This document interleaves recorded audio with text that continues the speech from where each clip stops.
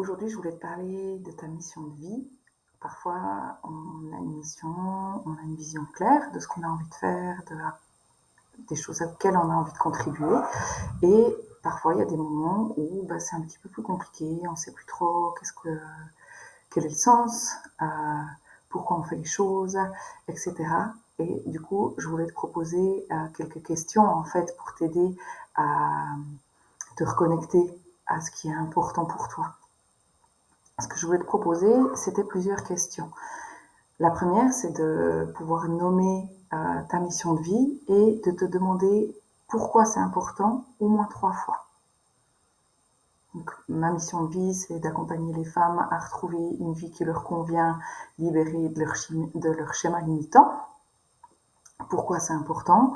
Parce que je considère que les femmes, elles sont le pilier de la famille et que quand elles vont bien, tout le reste de la famille peut aller bien, ou en tout cas mieux. Pourquoi c'est important? Parce que je considère que en tant que femme, on a été relégué au second plan pendant beaucoup trop longtemps et que cette question, on se la posait même pas. Donc, c'est un acte féministe que d'accompagner les femmes à se libérer finalement des schémas du patriarcat. Pourquoi c'est important? C'est important parce que c'est ma façon de contribuer au monde et d'apporter du mieux-être et du bien-être dans la société dans laquelle je vis. Et ça vient toucher des valeurs qui sont fondamentales pour moi.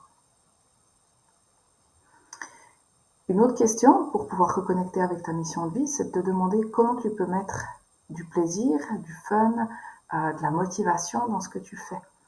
Donc, quand tu as reconnecté avec ton pourquoi, en général, c'est plus facile en fait de mettre du plaisir dans ce que tu fais. Donc, si moi, pourquoi je fais cette vidéo, comment je peux y mettre du plaisir, j'ai prévu de faire cette vidéo ce matin à 8h, il est 10h. J'ai pris du plaisir à me préparer, à réfléchir à ce que j'allais vous raconter et à aller chercher des outils techniques en fait pour pouvoir me soutenir dans ce processus. Et dans mes valeurs, l'apprentissage c'est quelque chose qui est vraiment important et du coup, ça m'a permis de remettre du plaisir en fait dans ce que je fais et dans pourquoi je fais les choses en fait.